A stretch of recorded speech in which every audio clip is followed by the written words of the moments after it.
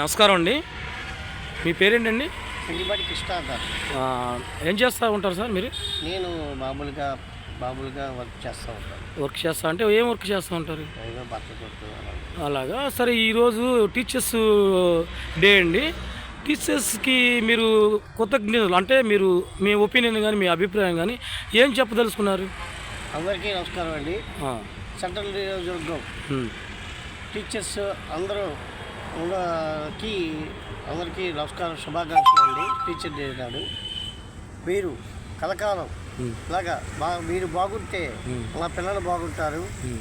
అందరికి కూడా మీరు కలకాలంగా చదువు చెప్పి మీరు మీ చక్కగా ఆరోగ్యంగా ఉండి ఇప్పుడు టీచర్స్కి ఏదైనా ట్రాన్స్ఫర్ చేయమన్నా, ఒకవేళ మాది ఈ ఊరు కాదండి, మనకు వైజాగ్ ఉంది, వైజాగ్ వాళ్ళు ఇక్కడ వేస్తారు. రేపొద్దున రాజధాని అవుతుందండి మన అమరావతిలో టీచర్స్ ఇప్పుడు వైజాగ్ కానీ ఏదైనా అవుట్ ఆఫ్ ఉన్న వాళ్ళు మా ఊరు మాకు ట్రాన్స్ఫర్ చేయనని ఈ విజ్ఞప్తి అంటే కూటమి గవర్నమెంట్కి పెట్టుకున్నప్పుడు కూటమి గవర్నమెంట్ ఆ పని చేయాలని మీరు కోరుకుంటారా? లేదా ఏమైనా కూటమి గవర్నమెంట్ చంద్రబాబు గారికి వీళ్ళందరికీ కృతజ్ఞతలు చెప్తున్నామండి.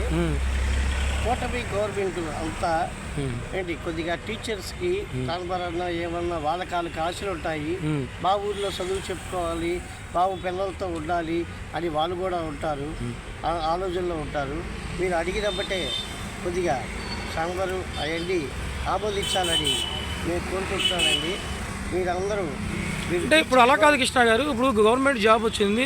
ఇప్పుడు మనకి ఈ గవర్నమెంట్ పలానా చోటే కావాలంటే ఒక 5 ఏళ్ళు కంపల్సరీగా చేయాలంటున్నారు. ఈ టీచర్స్ ఏంటంటే 5 ఏళ్ళు చేసిన తర్వాత ఆ అవకాశం ఇవ్వమని మీరు కోరుకోరా? మీకు ఒక మాట చెప్తున్నారండి. 5 ఏళ్ళు చేసేటప్పుడు పిల్లలు ఉంటారు కదండి, సొంత ఈ ఊరు ఉంటుందండి. అవును.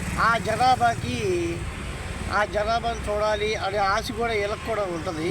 అలాంటిది ఒక 2 ఏళ్ళు 3 ఏళ్ళు కొద్దిగా చూసుకుని వాళ్ళకి కొద్దిగా ట్రాన్స్ఫర్ పెడితే 5 ఏళ్ళు ఒకేలాగా చేయాలంటే ఒకే ఊరు వచ్చి ఏంటి అంటే అది గవర్నమెంట్ రూల్ కదండి. 5 ఏళ్ళు కంపల్సరీ చేసిన తర్వాత మనం అప్లికేషన్లో అదే లెటర్ పెట్టుకోవాలి, పలానా ఊరు మమ్మల్ని ట్రాన్స్ఫర్ చేయండి సార్ అని పెట్టుకోవడంలో తప్పలేదు.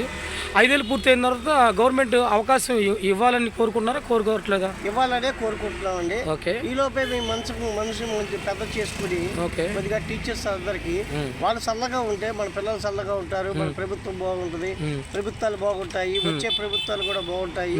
అందరూ టీచర్సే మనకి దేవుళ్ళు అంటారు. అది ఆ వర్క్ ఆయన చదువులు వాళ్ళు చెప్పందే మన పిల్లలు శిఖరానికి ఎక్కలేరు. ఇప్పుడు టీచర్స్ డే సందర్భంగా టీచర్స్ మొత్తానికి మీరు ఏం చెప్పదలుచుకున్నారు? టీచర్స్ అందరికీ నేను ఒక మాట చెప్పదలుచుకున్నారండి. పిల్లల్ని శుభ్రంగా విద్యావంతులు చేసి వాళ్ళని చక్కగా చూసుకుంటా మీకు శుభ్రంగా చూడాలి. చూసి వాళ్ళు చదివి చెప్తే మీకు చాలా సంతోషంగా ఉంటుందండి. మాకు మా పేరెంట్స్ అందరికీ ఏంటి ఇప్పుడు టీచర్స్ అంతా ఏమన్నారంటే కూటమి గవర్నమెంట్ని మాకు కూడా ఏదైనా స్థలం, మా టీచర్స్ కూడా ఏదైనా స్థలం లాంటిదో లేదంటే ఏదో ఉపాధి, అంటే కొంతమంది లేని వాళ్ళు ఉంటారు, ఉన్న వాళ్ళు ఉంటారు, అందరికీ ఒకేలాగా అనేది గవర్నమెంట్ ఎంప్లాయీస్ కాబట్టి వాళ్ళు కూడా ఒకేలాగా ఉంటుంది. వాళ్ళల్లో టీచర్స్ కూడా లేని వాళ్ళు కూడా ఉన్నారు. ఆ టీచర్స్ ఉన్న వాళ్ళైనా లేని వాళ్ళకి ఏదైనా కూటమి గవర్నమెంట్ తరఫున మీరేమైనా చెప్పదలుచుకున్నారా? కూటమి గవర్నమెంట్కి మేము ఒకటే చెప్తున్నామండి. టీచర్స్ పేదవాళ్ళు ఉంటారు, ఉన్నవాళ్ళు ఉంటారు, అందరూ ఉంటారు. అవును. కాకపోతే వాళ్ళందరికీ మీరు మంచి చేసి వాళ్ళకి కొద్దిగా ఒక విద్యా లాంటిది ఇచ్చి శుభ్రంగా వాళ్ళకి ఆదరిస్తే మనకి మంచిదండి. ఎందుకంటే టీచర్ అనేది ఒక దైవంతో సమానం. అయితే టీచర్స్ తండ్రి విద్యావంతుడు, తల్లి తండ్రి గురువే 10వ పొజిషన్లో ఉన్నాడు ఫస్ట్. ఆ గురువును కాపాడుకుంటే మనం అందరం బాగుంటామండి. అది ఇప్పుడు టీచర్స్ కొంతమంది ఏంటంటే వారసత్వం అంటే ఉద్యోగం కానీ ఏదైనా అప్లికేషన్ పెట్టుకుంటే రికమెండేషన్స్ ఎక్కువగా వెళ్తున్నాయి జాబులు అనేసి కొంతమంది టీచర్స్ మాతో అన్నారు. మిమ్మల్ని అడుగుతున్నాం, మీరు పబ్లిక్ కాబట్టి మిమ్మల్ని అడుగుతున్నాం, ఆ రికమెండేషన్స్ అనేవి జరుగుతున్నాయా లేకపోతే పర్ఫెక్ట్గానే ఉందంటారా? ఆ రికమెండేషన్లో జరుగుతున్నాయి కాబట్టే కదా ఇవన్నీ జరిగేది. అవును. లేకపోతే ఏ నాయకుడి దగ్గరికి వెళ్ళరు కదా, అవును. ఏ టీచరు. అది వాళ్ళు కూడా అలా చేసుకోవాలని చెప్పేసి అది ఆపేస్తే చాలా బాగుంటుంది. అందరిని ఒకేలాగా చూడాలి, అందరికీ ఒకేలాగా చూడాలని చెప్పి మేము అనుకుంటున్నాం. అంతవరకే ఈ ప్రభుత్వానికి ఒకటే మాట చెప్తున్నామండి, మన గురువుని కాపాడుకుంటే మనం అందలేని శిఖరానికి ఎక్కచ్చు. మన గురువే నేలగడితే మనమేం కాపాడుతారు, మనం పిల్లల్ని ఏం కాపాడగలుగుతాం. ఈ టీచర్ సందర్భంగా మేము అడిగేది ఏంటంటే ఒకటండి ప్రశ్న. ఇప్పుడు రాజధాని అని అన్నారు, 33,000 ఎకరాలు రైతులు ఇచ్చారు.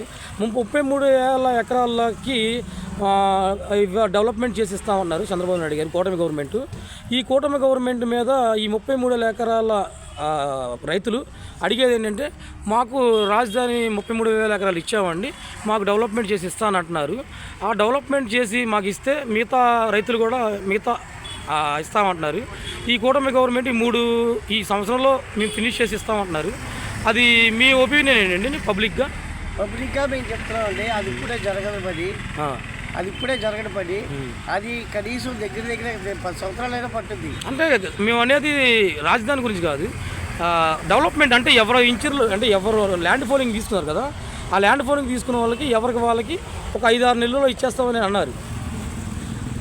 అది ఎక్కడి వరకు పర్ఫెక్ట్ అనేది మేము ఒపీనియన్గా పబ్లిక్ని అడుగుతున్నాం. అది మీకు ఆ ఇన్ఫర్మేషన్ ఐడియా ఉంటే చెప్పండి, లేకపోతే లేదు. మీకు ఇప్పుడే చెప్తున్నామండి, అది ఇప్పుడే జరగదండి. అది నిదానంగా జరుగుద్ది.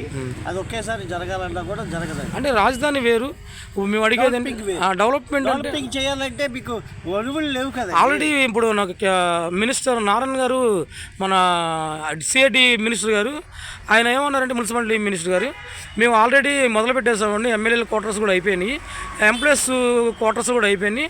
ఆల్రెడీ సగం 2,500 2,050 ఆల్రెడీ ఇచ్చేస్తామండి ఈ నెలాఖరులో అన్నారు. సంక్రాంతి లోపే మేము సగం ఇచ్చేస్తామన్నారు. నారాయణ గారు మాత్రం ఖచ్చితంగా చెప్పారు. మరి నారాయణ గారు చెప్పడం అది ఎంతవరకు కరెక్ట్ కాదు. గత గవర్నమెంట్లో చేస్తారంటే ఆపారండి.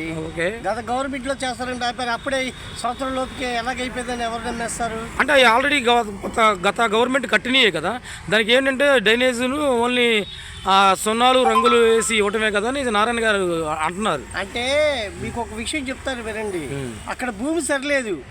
భూమి సరిలేని మూలంగా నువ్వు ఎంత కట్టినా కూడా ఏమీ ఉండదు. ఇప్పుడు నారాయణ గారు కూడా భూమి సరిపోయిన పిల్లర్లు బలంగా వేస్తున్నాం, మేము కొద్దిగా లోతుగా వేసి బలంగా వేస్తున్నాం అంటున్నారు. మీకు ఏది కూడా గ్యారంటీ అనేది మేము చేస్తామని అంటున్నారు. అది ఎంతవరకు కరెక్ట్? సచివాలయమే కాపాడలేకపోతున్నారు. ఫుల్గా వర్షం వస్తే సచివాలయంలో అంత వరద వస్తుంది, అది ఎత్తిపోస్తున్నారు. ఎత్తిపోస్తున్నప్పుడు టీచర్లకి మీకు కట్టిస్తాము, ఎంప్లాయీస్ కట్టిస్తామంటే అది జరగదు. ముందు సచివాలయం కాపాడగలిగితే. అంటే ఇప్పుడు వర్షాలు వచ్చినాయి కాబట్టి వర్షం నీళ్ళు అనేది ఎక్కడైనా స్టక్ అవుతాయి. ఇప్పుడు నారాయణ గారు ఏమన్నారంటే ఆ వర్షం నీళ్ళు స్టక్ అయ్యి దానికి పెద్ద ఇబ్బంది ఏమి ఉండదు, మేము బలంగానే వేస్తున్నాము ఫిల్లర్లు అని అంటున్నారు. సరే, అది ఎంతవరకు కరెక్ట్ కాదో మీరే ఒపీనియన్ చెప్పాల్సిందే. అంటే ఒక విషయం చెప్తా వినండి, అసలు కట్టాల్సిన రాజధాని కాదు అక్కడ. అది కృష్ణా బ్యారేజ్ ఆనుకుని ఉంటే అది ఒక రైతులకి పంట భూమి కింద పంట నాశనం అయిపోయింది. ఆ